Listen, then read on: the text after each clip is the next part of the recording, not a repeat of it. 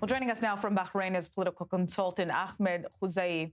How significant is it that Saudi Arabia is accusing the UAE so openly and in terms this blunt? And what does it tell us about how far relations have actually deteriorated? Well, as you mentioned, this is a big deal, of course. I mean, especially when it comes to a fellow GCC country. But the ramifications, I don't think it will escalate. I think it's de escalating already, especially with the statement by the Emirates that they have already started withdrawing their troops and their equipment from Yemen.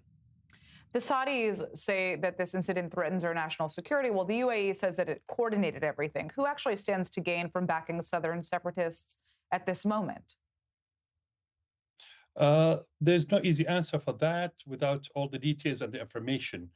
Yet, let's put it that way: both countries share borders. Of course, Saudi share bigger borders with Yemen rather than a smaller portion of it with the Emirates.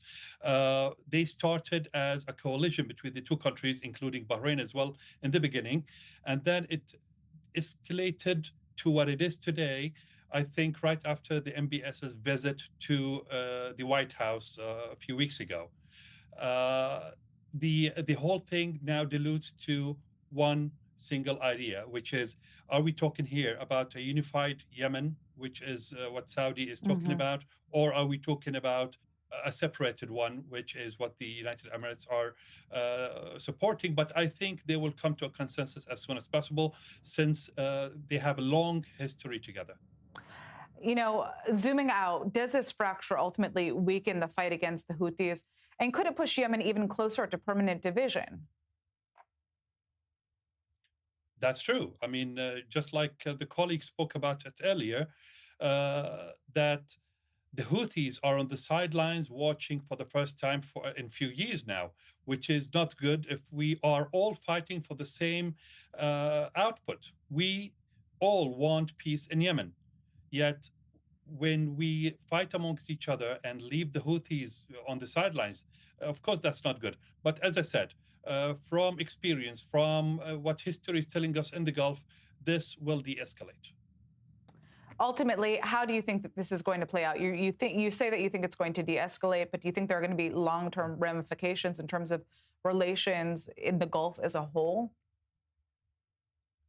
No, basically, we've seen over the past 24 hours the Saudis issuing a statement which is firm, yet still uses friendly terms like a sisterly country, a neighboring country. We're referring to the Emirates. And then the Emirates issued a statement saying that we were going to withdraw anyway, and they started doing it already. Then we started hearing the Yemenis asking the Emiratis to leave, which happened right after the Emiratis said that they already started withdrawing. So that is what the escalation looks like. And I'm sure the Emiratis and the Saudis are in close contact. They are talking and they are reaching a consensus as we talk right now. All right. I'd like to thank you so much for joining us with that breakdown.